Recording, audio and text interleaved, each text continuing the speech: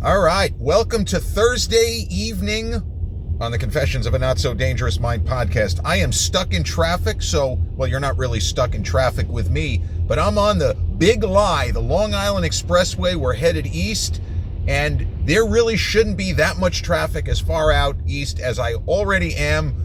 But here we are, stop and go, and when I was a kid, when people would talk about the Big Lie, it was considered the world's largest parking lot, and I'm getting to experience that in good old 2026 on March 5th.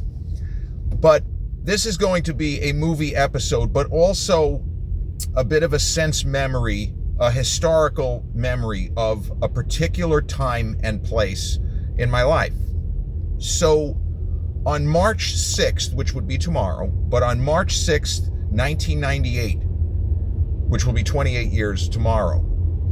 It was a Friday, and a number of movies were released. I didn't see all of them, but something that I don't think ever happened except for this. I saw 3 movies within the first couple of days of release that had been released on the Friday. 2 movies I have discussed on the channel. One in the Guilty Pleasure series, or I should say as part of the Guilty Pleasure series. One when it was its anniversary last year. And the third film is a movie that I have only mentioned in passing with regards to either the star of that film or some of the supporting players, but I have not spoken of this third movie in detail. So, on March 6, 1998, there was a really lousy horror film with Jessica Lange and Jonathan Sheck, and I forgot who the leading lady was, but it was called Hush, and that kind of a little bit of a culty sort of a thing. Some people really liked it. But the 3 other major motion pictures that were released: the Guilty Pleasure movie is the sequel to The Fugitive, U.S. Marshals, with Iron Man himself, RDJ, Robert Downey Jr., in a very unconventional role as an FBI agent, and Tommy Lee Jones back in this instance as the lead in a movie where, in The Fugitive 5 years earlier,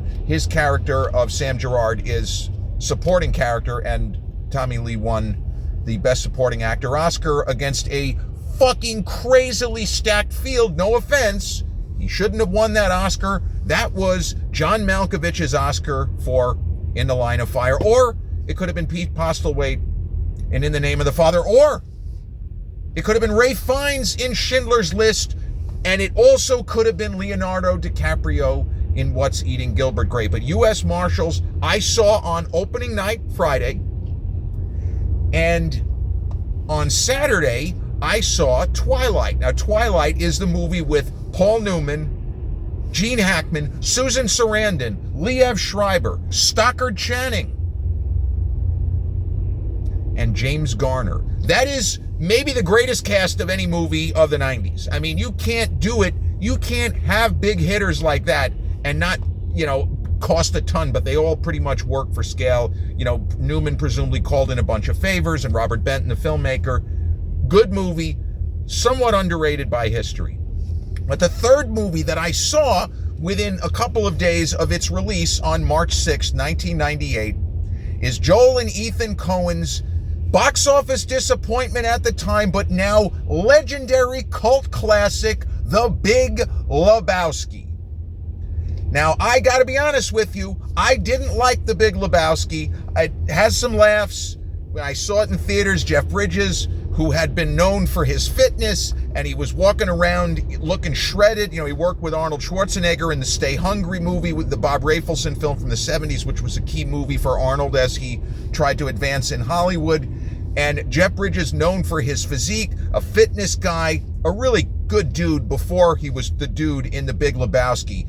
And man, Jeff Bridges looks like pure shit in this film, and that's the point. Because his character of Jeffrey Lebowski is a washout.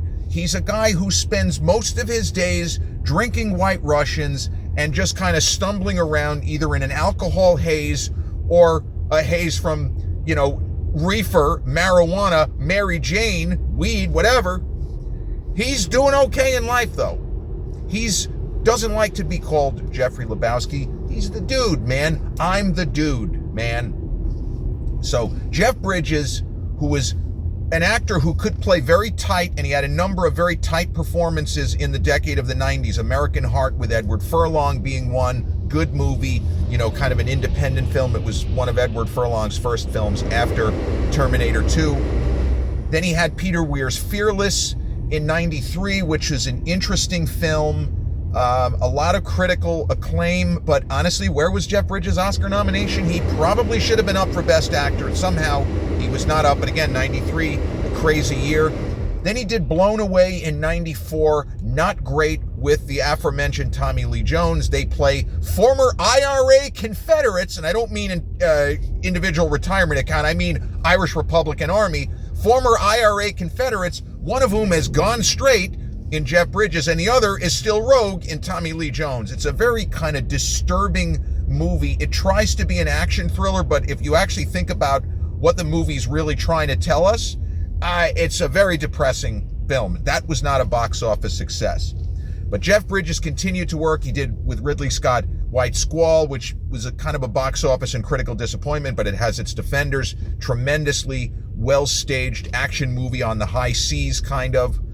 But Bridges just kept doing different things and taking part in interesting films. He did Walter Hill's Wild Bill, about Wild Bill Hickok in that era, and some people have that among their top westerns. He was never not interesting. And in The Big Lebowski, it's a huge departure for him because he's playing a guy who is the butt of the joke. He's playing a guy that people call him the dude, but he is a complete clown. The guy is a joker. He's a schmuck. And some really great actors fill out this cast, including John Goodman as Walt and Steve Buscemi as Donnie, who really has difficulty even getting a sentence out because John Goodman's Walter just keeps saying, "Shut the fuck up, Donnie." And then you have John Turturro as he calls himself the Jesus. And you also have Julianne Moore, who is, to me, was the highlight of the film. She had me cracking up from the first time she appeared on screen. Her line readings are so absurd. It's very difficult to be funny just by how you read your lines, but Julianne Moore knocks it out of the park. And this was a time where she had been nominated at the previous year's Oscars, the Oscars of Titanic. She was nominated for supporting actress for Boogie Nights, and I don't remember who won the 97 supporting actress Oscar. It's embarrassing that I don't know. I know Helen Hunt won for lead, and I don't remember who won. It's not good that I don't. I could probably figure it out if I run it back in my head, but it's not necessary. Point is that she gives a great performance in Boogie Nights, and she does something also entirely different. The character of Maud, I don't have any idea where her accent is from. Is it Nova Scotia? I don't know, and I don't care. Every time she opens her mouth, you're cracking up because her line readings are so bizarre, and her intonation and the inflections, I've never heard anything like it. So the long-winded plot is not much of a plot. It has elements of the Coen Brothers' previous film, which was a critical darling at the time in Fargo, and is still a critical darling. Fargo is a movie that was considered a masterpiece upon release, and it is, as I like to point out, it is very well remembered by history. Even now, there are people some people think it should have won the Best Picture Oscar and more total Oscars than it did over The English Patient. On that, I disagree. I actually think The English Patient was worthy of the 9 Oscars. I do believe it was the best movie in a very stacked year of 1996. Jerry Maguire, tremendous. Mike Leigh's Secrets and Lies. Lars von Trier, another very difficult, painful film, Breaking the Waves. Really, really great movie. Shine, where Jeffrey Rush won what should have been Tom Cruise's Best Actor Oscar. I'm going to keep apologizing, even though I shouldn't. But The Big Lebowski, and I mentioned the connection to Fargo, it seems to deal with a kidnapping. And the irony is, it's a similar sort of kidnapping because the kidnapping that takes place in Fargo is not really a kidnapping. It's supposed to be a phony kidnapping. It's supposed to be a safe kidnapping. And I mentioned Julianne Moore. She was in a movie by Todd Haynes called Safe in 1995, where her character is anything but safe It was a little M. Night Shyamalan's The Happening before that, where her character starts to die because the environment is poisoning, and it's poisoning her. She's dying because of fluorocarbons and the ozone layer and all kinds of great stuff. We could get into the politics, but Julianne Moore in Big Lebowski, she plays this character called Maude, and she gets involved with the dude, with Jeff Lebowski, Jeff Bridges' character. But his process in this film, and I mentioned again the connection to Fargo. I keep getting sidetracked because there's so much to talk about. Fargo deals with a fake kidnapping, but things get very, very violent and bloody and brutal because the fake kidnapping does not go according to Hoyle. Well, in the world of this film, there appears to be a missing person. There appears to be a kidnapping situation where somebody is looking for Jeff Lebowski, but they're looking for the wrong one. They're looking for the other Jeff Lebowski, not this guy, not the dude. I'm the dude, man. So what frustrated me about The Big Lebowski is it sets up what I perceive to be a really interesting mystery, and the story doesn't go anywhere. It doesn't go anywhere. But the reason why this film works, the reason why this movie is brilliant, is that it's about the characters. And I was focused on the plot, sitting in the darkened theater. I guess it was a Saturday afternoon. I want to say I went to the movies twice that day, and I saw U.S. Marshals. Now I'm not sure if I saw U.S. Marshals the Friday night or the Saturday night. But the point is, I thought that the kidnapping plot was going to be the central focus of this film, and it's really not. And that's not much of a spoiler. The reason why, a big reason why this film is so well remembered by history, is the acting and the character work. Even the little small details, like Sam Elliott coming on with that great drawl, with the mustache and everything, and he's talking about the dude. He's talking about our guy, Jeff Lebowski, Jeff Bridges' character. And there are so many great individual moments. There are dream sequences that look as if they were constructed by Salvador Dali for Alfred Hitchcock's, not Suspicion. I forgot the name of the movie where it was the Gregory Peck, Spellbound. So there's elements of different films. There are these crazy dream sequences, these fantasy sequences, and there's a lot of stuff that happens that has nothing to do with any kidnapping or anything to do with what we think the main plot is. So this is a movie that, I don't want to say it demands to be rewatched, but this is a film that if you go in with the wrong expectations, it's not going to work. And I mentioned also on the channel when I discussed most overhyped movies, which Fargo was on that list, and so was Interview with the Vampire. Fargo I just didn't think was that great. I like it, 3.5 stars, but I did not see the masterpiece, it's better than The English Patient, best film of the year. Not to me. But the Interview with the Vampire is a movie where I also went in with the wrong set of expectations, and I think it made me dislike the film. So I walked out of The Big Lebowski. I was kind of bewildered, and I was stunned that the film didn't work, because I was and am a fan of the Coen Brothers. Miller's Crossing is, in its own way, it was talked about like the Irish Goodfellas. There are many people that would put it on par with Goodfellas, that it's a top 5 greatest gangster movie ever made. It's that good. Blood Simple, fucking masterpiece. Raising Arizona, unbelievable. Like, the Coen Brothers never really missed for me. But I was bewildered because there were certain critics that hit the ceiling when they saw The Big Lebowski. Now, here's the interesting thing. I always reference Roger Ebert, and often his partner, and both of the guys unfortunately are gone now. In the case of Gene Siskel, Roger's television partner, and they both wrote for Chicago newspapers. That's how they had the TV show. That was the original impetus. So we got Roger Ebert of the Chicago Sun-Times and Gene Siskel of the Chicago Tribune. So Siskel and Ebert's word carried an awful lot of weight. It's difficult for people under 30 to try to kind of put yourself into the mindset where two random guys on TV talking movies, whether or not they're esteemed critics, or in the case of Ebert, a Pulitzer Prize winner, it doesn't seem like that big a deal, but in the mostly pre-internet era and in the early days of the internet as this would be, this was a very big deal. So Siskel and Ebert had both loved Fargo. I want to say they both had it as their best film of 1996. I forgot John Sayles' Lone Star, another masterpiece from that year. If it was not both of their number one films, it was in their top three. At least one of those guys had Fargo as the number one film. And I remember Gene Siskel had a quote when Siskel and Ebert did their Oscars show, and they both talked about how they hoped that Fargo was going to do well at the Oscars. And they said something like, Siskel specifically said, "I love the Coen Brothers. I wish they made a movie a week." Now, who can't identify with that when you have a favorite filmmaker? You wish they worked more, you wish they did more. So I watched Siskel and Ebert's program from that week after seeing the movie, The Big Lebowski. And Roger Ebert was lukewarm on the film, but he liked the characters enough where he gave it a thumbs up. And in his printed review, which you can find, and certainly you could go on YouTube and literally watch their review of this, they split. Roger was frustrated by the fact that the story didn't really go anywhere. My reaction, I would have given this 2.5 out of 4, by the way, not 3. I would not have even gone as high as 3.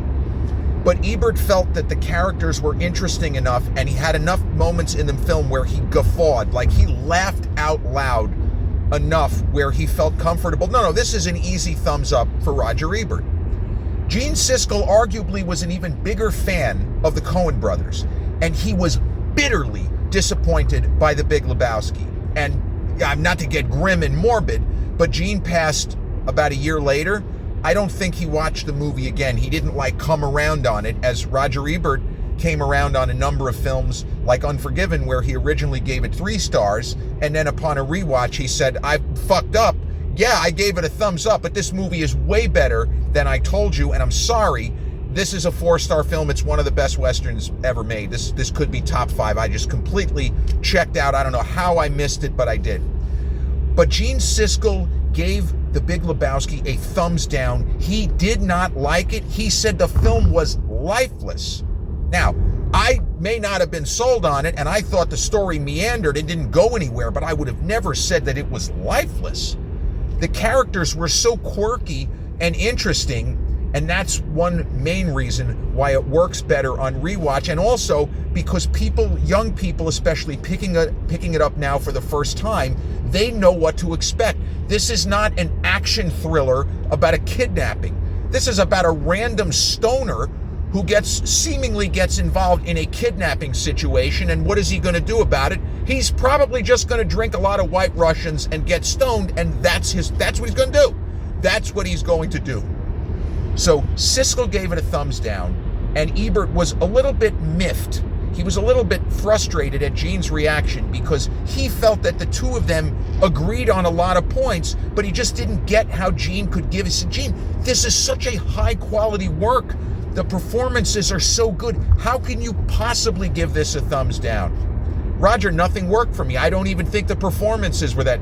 And then they went back and forth. They argued.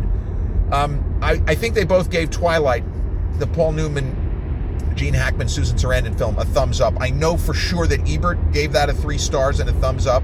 I forgot Reese Witherspoon, whose career was just getting going. Pleasantville would be her next film. She was in that one too. She has a really interesting role. She plays Gene Hackman and Susan Sarandon's kind of wayward daughter, a little bit of the character similar to what Melanie Griffith played, speaking of Gene Hackman, in the movie Night Moves, but that's much more serious. That Night Moves is a much more serious film, even though the Twilight film from 1998 does deal with murder and conspiracy. It is nowhere near as serious or hardcore as Arthur Penn's Night Moves, a really kind of undersold, brilliant masterpiece film from the mid-70s starring the always great Gene Hackman. But The Big Lebowski, before I forget, right now it's streaming on Peacock. It's at 79% on Rotten Tomatoes, which obviously is a good score, but maybe not as high as you would think for a film that almost everybody now claims to love. And so many, you go on YouTube, I always talk about it, movie reactors seeing it for the first time, screaming with laughter. it just appears to be a film that plays better in general today than it did in 98. I feel like if it had been released now, it would do a lot better than it did. I mean, it made 45 to 50 million, and it was not a big budget. The estimated budget in marketing was somewhere between 15 and 20, but it's another film where you would have expected, given its reputation circa 2026, that it would have been an enormous box office hit, and it just wasn't. But it's a film that I now consider myself a fan of. I wasn't a fan, when I saw it. Out of those three movies that I watched over that weekend of March 6th, 1998, I think I would have put Twilight first, and I would have put U.S. Marshals, which is not a great movie, but it's super entertaining. And some of the stunt work is just where even somebody like me who studied this stuff in school was wondering, how did they achieve certain shots? There's a shot with Wesley Snipes jumping from a building onto a moving train, and I have no idea how they shot this. I don't even have a clue, and I don't even want to know. It works. It looks like he really does the thing for real, that he actually did that stunt. But The Big Lebowski turns 28 tomorrow, a movie that was not a hit upon release, not a bomb, but not a hit, and is now one of the cult films. It might be the #1 cult classic of the 90s. I don't know anybody now who talks about it and doesn't just rave about what a great film it is. Oh, it's my favorite Jeff Bridges, and it's my favorite Coen Brothers, and that is a bit of a surprise given the lukewarm reaction of many major critics, including the late Gene Siskel, and Roger Ebert liking it but not loving it. You'd look back on it and say, man, even Roger kind of missed the boat with this one a little bit. Now, I'm not sure, because Roger did live 15 more years. He passed in 2013 from mouth and jaw cancer. Did not go out well, unfortunately. But I should know whether Roger amended his review, whether he said, no, I got Big Lebowski wrong, like with Unforgiven. And also like Shawshank Redemption. Ebert originally gave Shawshank 3.5, and then he later amended it and added it to his book called, which I took inspiration from, The Great Movies. So The Big Lebowski, released 28 years ago at midnight, tomorrow, March 6, 1998, written and directed by Joel and Ethan Coen, and starring Jeff Bridges, John Goodman, I almost said John Leguizamo, John Turturro. I hope I didn't say John Leguizamo before. Steve Buscemi, and a really hysterically funny Julianne Moore.